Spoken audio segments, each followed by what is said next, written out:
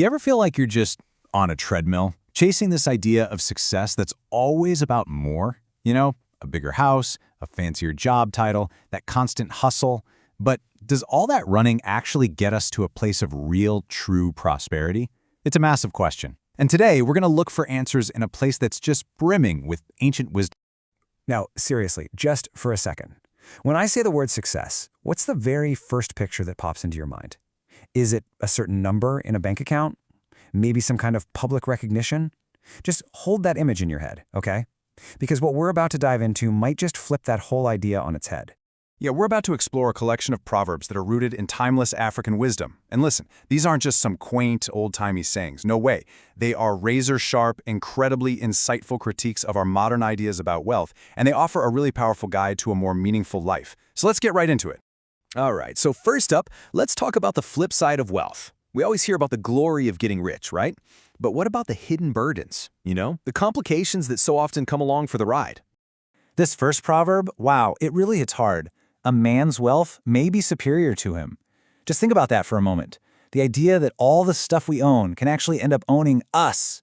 I mean, it makes sense, right? We work so hard to get these things, and then suddenly we're stuck protecting them, maintaining them, worrying about them. The wealth becomes the master, and we become the servant. And then there's this one from South Africa, which points to something maybe even darker. Money can't talk, yet it can make lies look true. It's basically saying that wealth has this strange power to warp reality, to make something that's totally false seem completely plausible, and maybe even to silence the actual truth. That is a heavy, heavy warning about its ability to corrupt. Okay, this one from Ethiopia is it's so clever.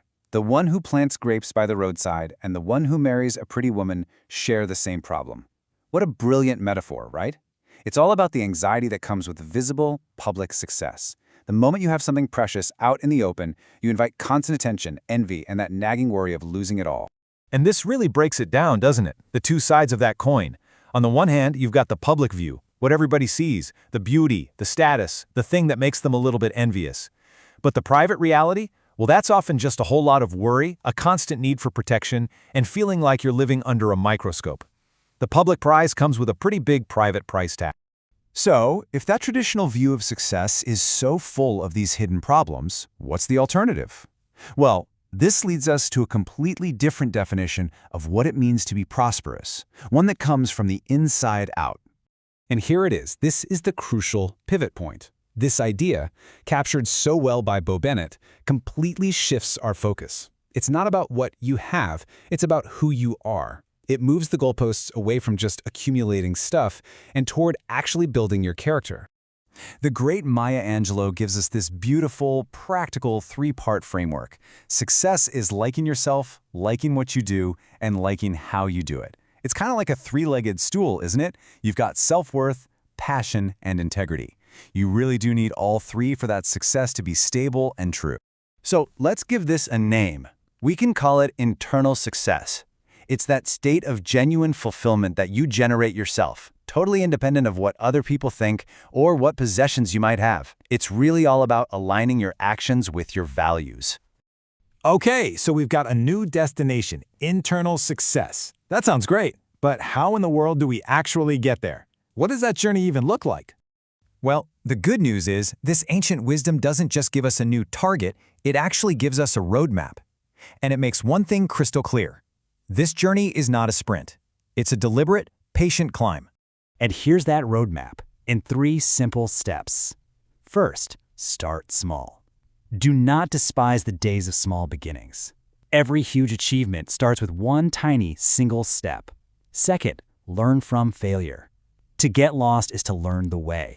I love that. It totally reframes what it means to fail. It's not a dead end, it's just a lesson in how to navigate. And third, earn your seat. The child who knows how to wash his hands will eat with elders. This is all about earning respect through your character and your competence. So what this all tells us is that the path isn't some mad dash to a finish line. It's a slow process of growth and earning respect. It's not about finding a shortcut to the top, but about becoming the kind of person who deserves to be there in the first place.